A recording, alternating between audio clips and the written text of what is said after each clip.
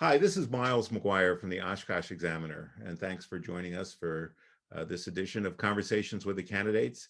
Today, we're speaking with Chris Wright, who is running for the Board of Education. Thanks, Chris, for being here. Thank you for having me, Miles. I appreciate it. The first question that I have for you is just very straightforward. How would you be an asset to the board?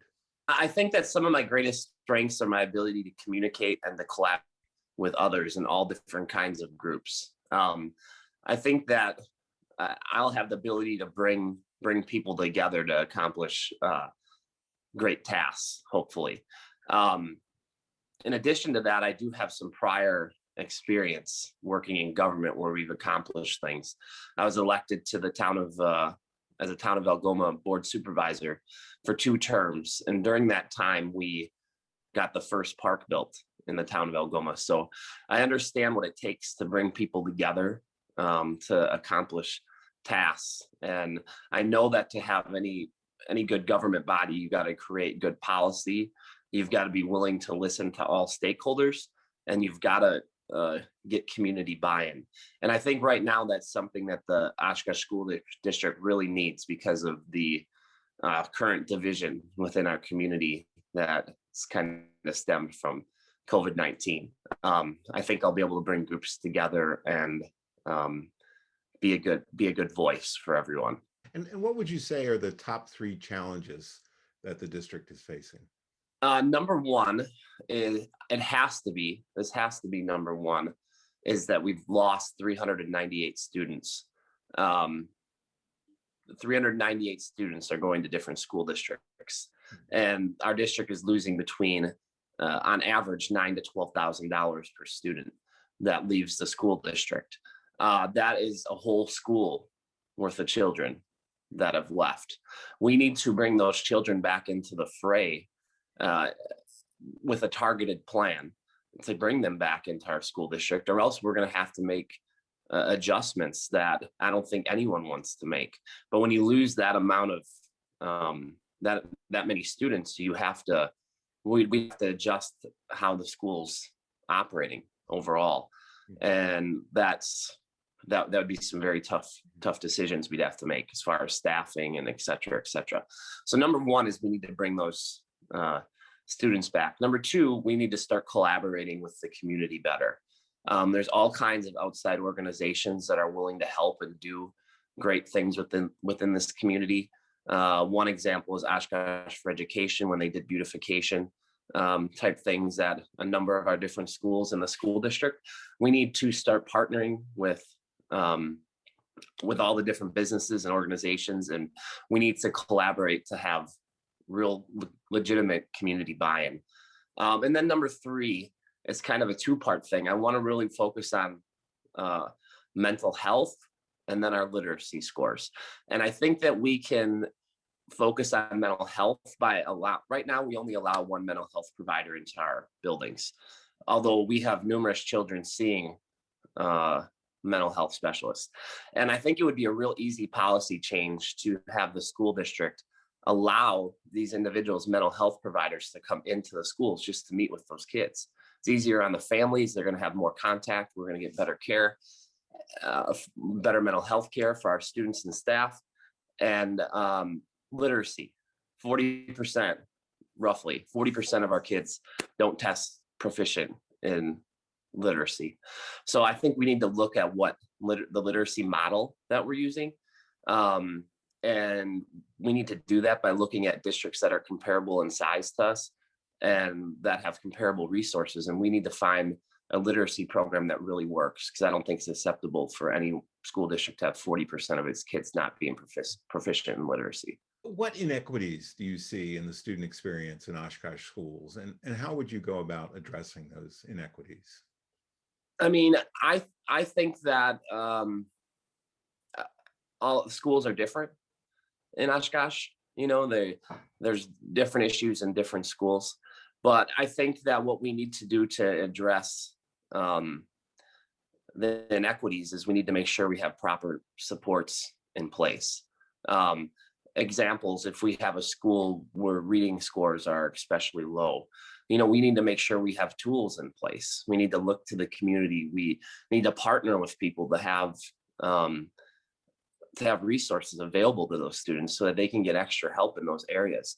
Right now, I mean, if a kid's struggling in reading or math, there are some resources, but I think we can even extend. I know a whole bunch of kids in the school district right now that their parents are paying for tutoring out of their pocket just so they can try to get their kid up to grade level. And I'd like to see us partner so that we can have some more of those services available in our schools as they're needed. Behavioral services as well. One thing that I really want to work on is some of our kids. I work with I work in healthcare, specifically with frail elderly, and then kids that have intellectual disabilities. And right now I don't see us really addressing like dyslexia through our current literacy model. I'd like to see us work hard towards making sure that that's addressed. And I think we need to look at each school and look at its needs so we can all get to where we want to go. So okay, good. If we step back then to the kind of the vision that the school district has put forth, and its vision is to produce students who are college, career, and community ready. And so first question is, do you agree with that vision? And if the other question is, would you propose any changes either to the vision or to how the district is pursuing that vision? I think that the vision, the words within the vision are great things. However, I also understand that we're living in a rapidly changing job environment. And that means that we also need to have tech skills. We need to have real labor experience type skills. Yes, we want kids to be college ready. Is every kid necessarily going to go to college? I don't know. We have 40% of kids right now not testing proficient in literacy. But some of those kids, if they're given the option to learn trades, to be a plumber or to be an electrician, they can still go out and make 90 to 100K a year with those skills. So I think we need to look at the whole picture as far as our education system, especially with automation coming forward now. Our kids are going to have to be adaptable. They're going to have to be able to adapt to a very changing work environment. So I'd like to see us have lots of different options for kids to become proficient and work ready. Okay. All right. And then my last question has to do with the relationship between central administration and the individual school sites. And so how would you assess the current state of that relationship, and how would you address any of the issues that you see? I mean, there's no question about it that that relationship isn't good right now. I've talked with enough teachers and enough principals to know that the central office, there's some gaps right now in communication and trust between the central office and our on-site school facilities.